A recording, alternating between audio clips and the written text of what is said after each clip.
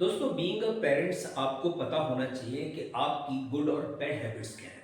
Bad habits जो आपकी है उनका इफेक्ट बच्चों पर कैसे पड़ रहा है वो भी आपको पता होना चाहिए। इस वीडियो में बात करेंगे उन 10 बैड हैबिट्स के बारे में अक्सर जो पेरेंट्स में देखी जाती है और पेरेंट्स को ऐसा लगता है कि इन बैड हैबिट्स का बच्चों पर या उनकी अपनी फैमिली पर कोई खास इफेक्ट नहीं पड़ेगा, लेकिन मेरा अपना मानना है, रिसर्च भी यही कहती है कि इन बैड हैबिट्स का बच्चे की लाइफ पर, ये नहीं कि वो बच्चा छोटा है तो उस समय उसकी लाइफ पे इफेक्ट पड़ रहा है, पूरी जिंदगी उस चीज से वो बाहर नहीं निकल पाता है जो उसने बचपन में अपनी फैमिली के अंदर देखी। आखिर वो कौन सी चीजें हैं उस पर बात करेंगे और उम्मीद है कि आप इस वीडियो के लास्ट तक जरूर बने रहेंगे, बिकॉज इसमें हम उन 10 बैड हैबिट्स के बारे में डिस्कस जरूर करेंगे जो अक्सर पेरेंट्स कर रहे हैं और उनको इस बात का बिल्कुल भी अंदाजा नहीं है कि इन बैड हैबिट्स की वजह से बच्चे के माइंड पर, पर्सनैलिटी पर कितना बैड इफेक्ट पड़ता है। चलिए बात करते हैं। नंबर 1, यहां देख रहे हैं नॉट सेटिंग रूल, जो बहुत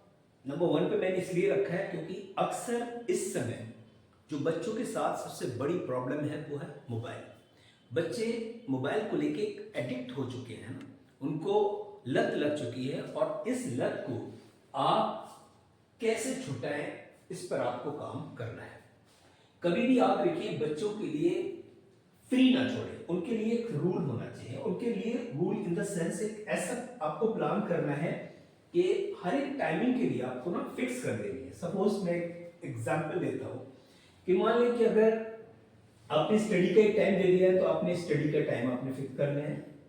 प्लेइंग का आपने कुछ कर रहे हैं तो प्लेइंग का हो गया।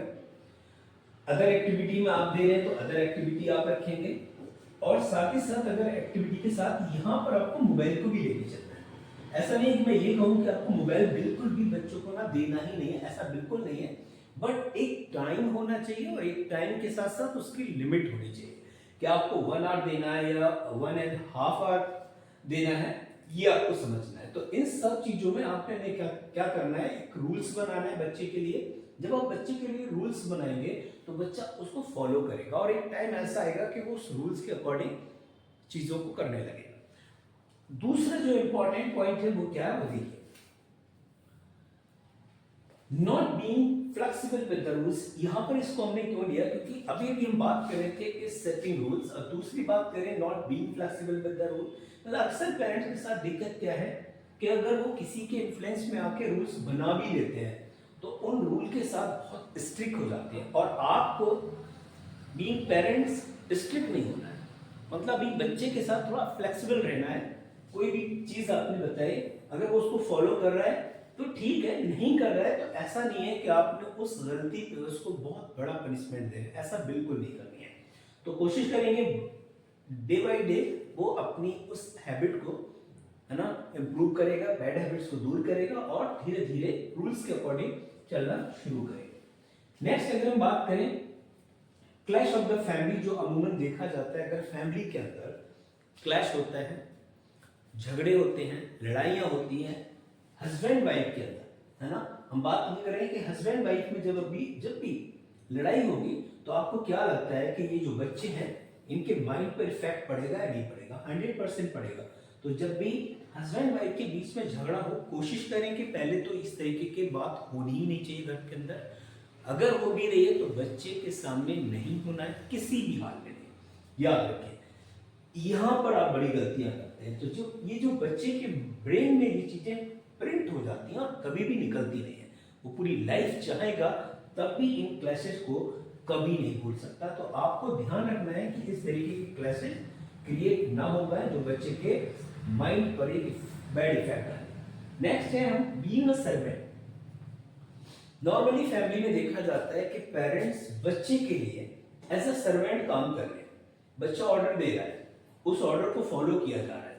इट मे बी कि आपको लगता है कि बच्चा हमारा छोटा है, लाड प्यार में बच्चा बिगड़ रहा है। आप ये समझिए, अगर वो आपको ऑर्डर देना शुरू कर रहा है, उसका एटीट्यूड आप देखें, इस एटीट्यूड को हमने यहाँ पर क्यों लिया है, इस एटीट्यूड से ये पता चल रहा है बच्चा ऑर्डर दे रहा है, इट मे बी के पानी के लिए, इट मे बी कि कोई और चीज के लिए, और पेरेंट्स हैं दोनों एज अ सर्वेंट काम कर रहे हैं उसके लिए। तो ये चीज आपको नहीं करना है, उसकी हैबिट डालनी है, थोड़ा सा उसको काम में इन्वॉल्व करना है, उसको बताना है कि लाइफ में काम बहुत ज़रूरी है। आप थोड़ा थोड़ा काम उसको सिखाएं, बताएं, डे बाई डे करने की कोशिश करें।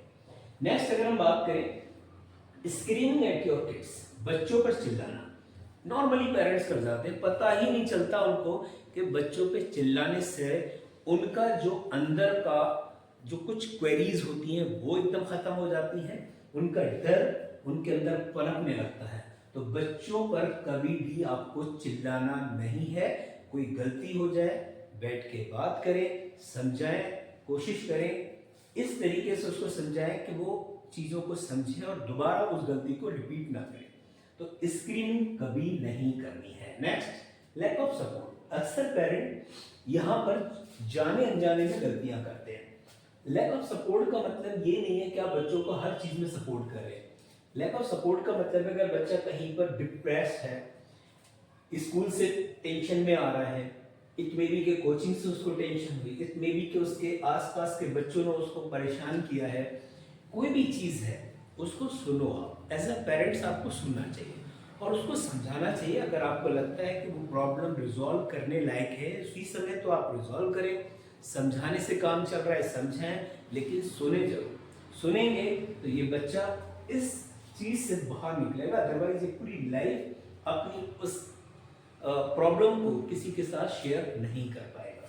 नेक्स्ट अगर हम बात करें नॉट प्राउड ऑफ हिज और हर अचीवमेंट। ज्यादातर पेरेंट्स क्या करते हैं, बच्चे के अचीवमेंट को जो उस सेलिब्रेट नहीं करते हैं। आपने क्या करना है, हर छोटी सी भी अचीवमेंट बच्चे की आपको उसको सेलिब्रेट करनी है। छोटी अचीवमेंट भी है, सेलिब्रेट करें। इससे क्या होगा, बच्चे का कॉन्फिडेंस डेवलप होगा, बच्चे को खुशी मिलेगी, उसको लगेगा कि पेरेंट्स जो है ना वो मेरे साथ है। ये चीज आपको ध्यान रखना है। नेक्स्ट अगर हम बात करें comparing with others and criticising. कभी भी किसी भी कंडीशन में आप अपने बच्चे का कंपेयरिंग किसी अदर बच्चे से नहीं करेंगे। कंपेयरिंग करने से क्या होता है कि जो बच्चा है ना वो अपने आप को कमजोर महसूस करने लगता है। उसको लगता है कि मैं इस लायक नहीं हूं जैसा मेरे पेरेंट्स मुझसे चाह रहे हैं। तो आपने क्या करना है, कभी भी कंपेयरिंग नहीं करना है। आपको पता होना चाहिए हर एक पर्सन, चाहे वो बच्चा हो या बड़ा हो, अपने आप में यूनिक है और उसके अंदर टैलेंट हिडन है, छिपा हुआ है। आपको फाइंड आउट करना है। जैसे ही आप उस टैलेंट को फाइंड आउट कर पाएंगे, आप समझ लें वो बच्चा ग्रो कर जाएगा। तो उसका टैलेंट को फाइंड आउट करने की कोशिश करें, ना कि किसी से कंपेयरिंग करें। कभी भी कंपेयरिंग नहीं करनी है, याद रखिएगा। नेक्स्ट है हमारे पास not saying I love you. Means अपने बच्चों को अगर आप प्यार कर रहे हैं, प्यार करते हैं, तो ये बात आपको बोलनी भी पड़ेगी, जताना पड़ेगा। पेरेंट्स को ये चीज बार बार बच्चों को बोलनी पड़ेगी कि हम आपसे बहुत प्यार करते हैं। नेक्स्ट अगर हम बात करें स्पेंड क्वालिटी टाइम, बहुत इंपॉर्टेंट है। अक्सर पेरेंट्स यहाँ पर गलतियां करते हैं। Quality time in the sense आप उनको उस टाइम अपने साथ रखें जिस समय उनको आपकी बहुत जरूरत है। ज्यादातर समय क्या हो रहा है कि पेरेंट्स ऐसे समय में बच्चों के साथ होते हैं, ना तो बच्चे अपनी बात कर पाते हैं, ना पेरेंट्स अपनी बात रख पाते हैं। तो कोई भी कम्युनिकेशन होता नहीं है और लगता ऐसा है कि हम बच्चों के साथ टाइम स्पेंड कर रहे हैं। तो आपको क्वालिटी समय जरूर स्पेंड करना है। मे बी क्या आप बहुत बिजी हैं तो वीक में कुछ समय निकालें, एक दिन निकालें, बच्चों के साथ घूमें फिरें, एंजॉय करें, ये बहुत जरूरी है। इससे आपको ध्यान रखना है, क्वालिटी टाइम बच्चों के साथ स्पेंड करना है, चाहे वो किसी भी तरीके की एक्टिविटी हो, साथ में रहते हैं। वीडियो अच्छी लगी हो लाइक कीजिएगा, शेयर कीजिएगा, चैनल को सब्सक्राइब जरूर करिए। Thank you, thanks a lot.